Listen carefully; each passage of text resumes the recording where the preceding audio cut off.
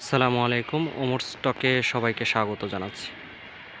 দর্শক, যদিও আমি যেই জায়গাটাতে দাঁড়িয়ে আছি, সেই জায়গাটা আসলে স্বাগত জানানোর কোনো জায়গা না।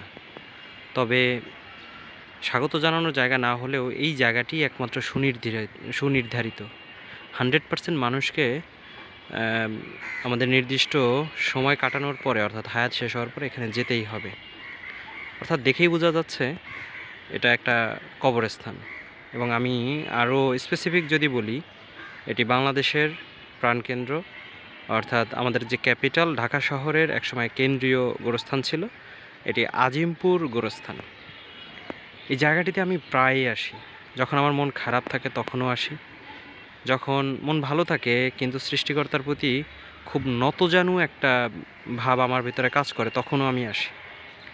এবং এখানে এসে আমার ভিতরে বেশ কিছু প্রশ্ন জাগে, এবং সেই প্রশ্নগুলো অনেকটা এরকম যে আসলে আমরা এই যে এত পরিশ্রম, এত বেশি মানে হানাহানি, মারামারি, কাটাকাটি, এত বেশি প্রতিযোগিতা, জীবনে চলার পথে প্রতিযোগিতা, সবসময়ে শুধু উপরের দিকে ওঠার প্রতিযোগিতা, কিন্তু কেন? আমরা এখানে থাকবো কতদিন? আমরা আমাদের লক্ষ্যই বা কী? সেই সিউরিটিই বা কত দিনের? আমাদের ভবিষ্যতে গন্তব্য কোথায়? যদি সেটা কবরই হয়, তাহলে আমাদের এত তোড়জোড়, এত পরিশ্রম, এত অহমিকা, এত অহংকার, এত হিসেব নিকেশ, জীবন নিয়ে এত এত অনুযোগ, অভিযোগ, জীবনে পাওয়া না পাওয়ার এত হিসেব, কী লাভ? কী লাভ? আমরা কেন নিজেদের নিয়ে এত বেশি ব্যস্ত? কেন আমরা নিজেদের স মানে যেটা স্থায়ী আবাসস্থল, সেই জায়গাটা নিয়ে কেন আমরা চিন্তা করি না? আমরা আসলে কিসের পিছনে ছুটছি? লাভটাই বা কী? কেন এত কিছু, এত জোগানো? কেন এত নিজেকে এত বড় করে তোলা? মানে মূল উদ্দেশ্যটা কী? আরও কত কত প্রশ্ন। মানে আমি ঠিক বুঝি না। এখানে আমি এসে আসলে গুজবাম্পস হয়ে যাই যে মানে কী করছি? ঠিকঠাক পথে আছি তো? থাকলেই বা কতখানি? সবসময় ঠিকঠাক পথে চলি তো? চললেই বা কতখানি? অপরের দোষ ধরি, নিজের দোষটা ঠিক কতখানি? আবার সেই দোষটা ধরলেও সেটাকে নিয়ে কাজ করি কতখানি? এসব ভাবতে ভাবতেই আমার সামনে যে ভিডিওতে যে কৃষ্ণচূড়া গাছটা দেখা যাচ্ছে, এখানে আরও অনেক গাছ, বেশ কিছু গাছ আছে। কিন্তু এই কৃষ্ণচূড়া গাছটি যেমন সব গাছের ভিতরে ব্যতিক্রম, উজ্জ্বল, জ্বলজ্বল করছে। যদি দুনিয়ায় ভালো কাজটা করে যেতে পারি, তাহলে আমার কবরটাও অন্য হাজারো লক্ষ কোটি কবরের ভিতরে এভাবে উজ্জ্বল করবে ইনশাল্লাহ। এই যে দাঁড়িয়ে আছি এখানে, এত এত কবর, মানে একসাথেই তো কত হাজার কবর ঠিক আমি জানি না।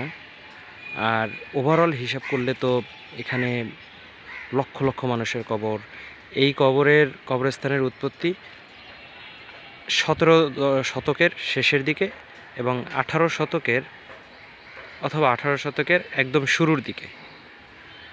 তো সেই জায়গা থেকেও এখানে অনেক উন্নয়নের ছাপ হয়তো পড়েছে, তবে সেই উন্নয়ন আমাদের জীবনে কতখানি পড়েছে? আর এই এত লম্বা সময়ে এখানে কত লক্ষ লক্ষ মানুষ শায়িত হয়েছেন, কতজনই বা জান্নাতবাসী, কতজনই বা আল্লাহর রহমতে খুব ভালো আছেন? এই এত এত প্রশ্ন যখন আসে, তখন আসলে মনে হয় আমি যা করছি সবই ভুল করছি। আমার বেঁচে থাকাটাই বরং আল্লাহর দেয়া অনেক বড় দয়া, কারণ আমাকে তো মরতে হবে। তো যতটুকুই বেঁচে আছি, এটুকু আমার জীবনের জন্য আল্লাহর তরফ থেকে সবথেকে বড় দয়া, সবথেকে বড় সুযোগ। অনেক কিছু প্রশ্ন আসে, অনেক প্রশ্নের উত্তর হয়তো হয়, অনেক প্রশ্নেরই উত্তর নেই। তবে সবথেকে যে উত্তর নির্ধারিত, সুনির্দিষ্ট এবং সবথেকে সত্যি, সেটা হচ্ছে এখানে সবাইকে যেতে হবে। সো চলার পথে আসলে আমাদের কথাগুলো মনে রাখা উচিত, এবং মাঝে মধ্যেই আসলে আমাদের নিকটবর্তী কোনো কবরস্থানে যাওয়া উচিত, বসে থাকা উচিত, আল্লাহকে স্মরণ করা উচিত।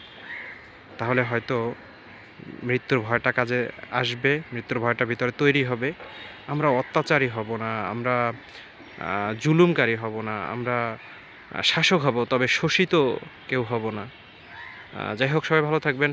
স সবাইকে আবারও ভালো কাজের প্রতি আহ্বান জানাচ্ছি। আল্লাহ হাফেজ। আসসালামু আলাইকুম।